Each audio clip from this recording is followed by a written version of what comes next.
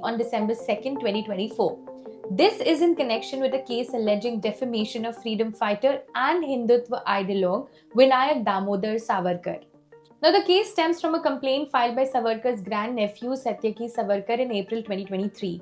Satyaki alleged that Gandhi made defamatory remarks about Savarkar during a speech in London on March 5, 2023.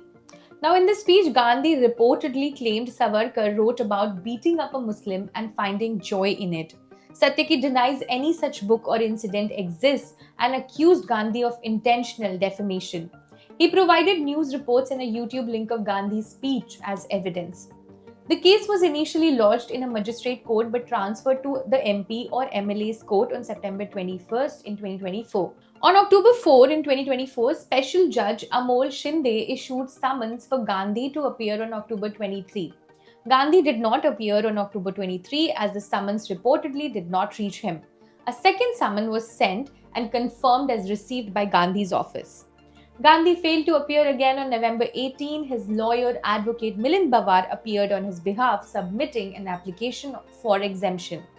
Pawar stated that Gandhi's responsibilities as leader of opposition and election campaigns in various states prevented his appearance. Pawar assured the court that Gandhi would be present at the next hearing.